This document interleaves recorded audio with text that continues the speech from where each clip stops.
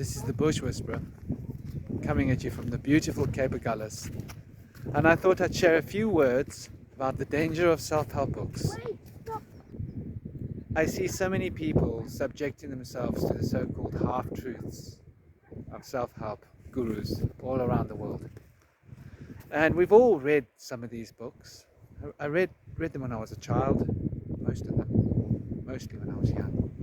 I was like a third of a century ago, or more than. And I'm very disturbed by how people have become confused by experiential knowledge and perceived knowledge.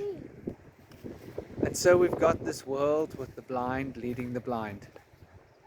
And it's a little bit concerning to me because I'll use crystals as an example. I've been using and working with crystals now for, must be a little bit less than like 40 years, or 30, 37, 38 years. And I've obviously been a collector as well. I lost my collection when I was young. Well, that's another story. I walked out the door once and left everything I owned, except for the clothes on my back, as I walked out the door of my flat. I left the keys in the door, all my possessions there, when I was 18. So I've done some pretty crazy things in my life. I had been involved with the wrong kind of people, and they were getting into drugs in a bad way, too seriously. And I needed to walk out of that life, so I did. Even though I wasn't trained as a shaman, I was pure shamanic as a kid, and I knew instinctually what was necessary. That's a story for another day. So what I can say is that as one practices meditation in a very real and serious way, one starts to notice things. And these things might be uttered and shared by the self-help community as they spread their doctrines, much of which is true. The problem is the point of orientation is coming from someone that has read books. And focusing back on crystals as I was starting, we can say with surety that there's something going on here. Go and read up on stones. And you'll notice how most of the concepts relating to the occult properties and esoteric powers, if you will, inherent in the stones themselves, different forms of crystal, are the same words, as if they've all been taken from the same book. It's a little bit ridiculous. You find it on the web. And then you look at the books in print with regards to crystals, and they're all saying the same thing. Somebody once wrote a book on crystals, and everybody else has been plagiarizing it for the last, I don't know, 20, 30 years. That's what it seems like to me.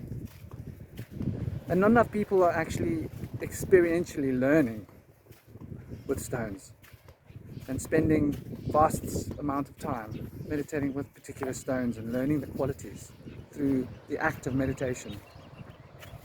And so we've got this dynamic of ignorance that is being spread, and it's being promoted by the self-help book club, as I like to call it. And it's been a bone of contention for me. Whoa! Because not all the information that's out there with regards to crystals, as far as I'm concerned, is true. And that comes from actual experience of working with stones and being a collector.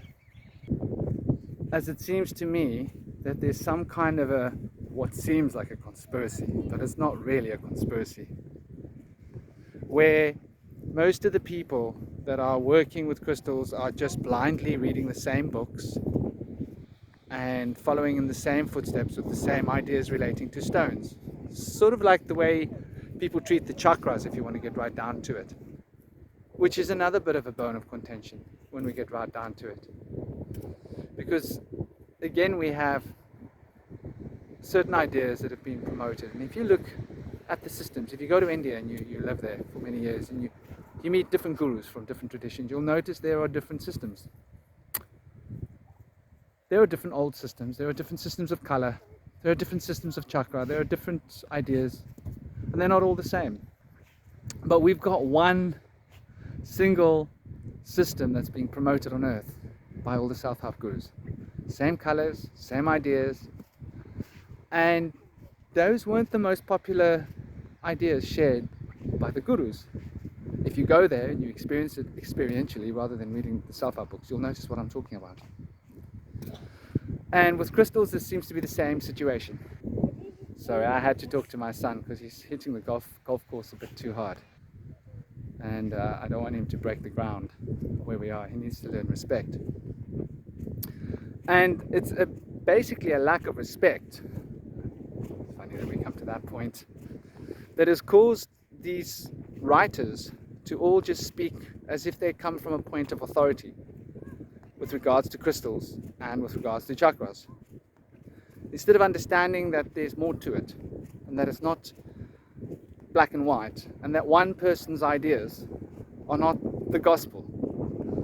But this has become the norm in our society, sadly, that we're looking for the one way, the gospel, the one truth, the one correct system of understanding things.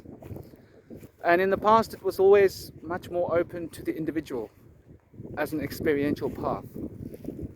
But that takes a lot of time, devotion, hard work, proper analysis, proper recording of your information, and development, which is something that is not really part of the modern vernacular. We're interested in fast food, fast fix, get it all now, I want it, give it to me. Instead of I'm prepared to work for it slowly and attain by the by. And this is my problem with the self-help book community. As a shaman, there is so much nonsense written by so-called shamanic practitioners that it makes me want to vomit. I have not read one book on shamanism. Not one. Not by the best so-called authors. I've tried, but I haven't got further than 10 pages. Because within 10 pages, I'm aware of the fact that this person doesn't really know what they're talking about, and they've read self-help books. They're all reading from the same page. And some of the people have had experiences with real shaman. But that's not the same as being a shaman. I got to stay out of his way while he's hitting his golf ball.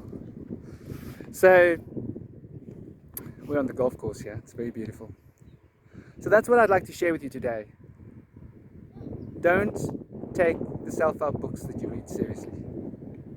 Realize it's just opinions that's been shared by a particular person, that's been promoted by a particular collective, a group of people that have their own perspective and their own opinions with regards to how these things work.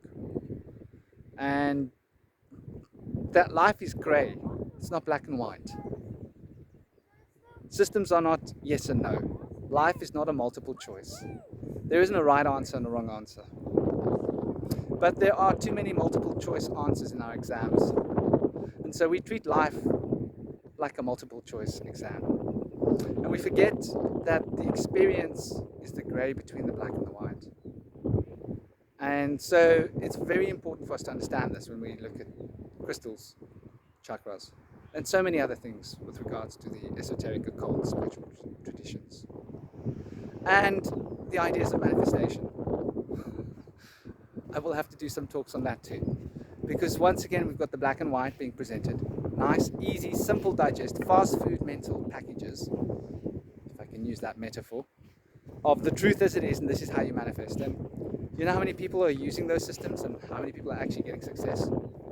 The people that get success are the people that have a perception and understanding of the grey in life.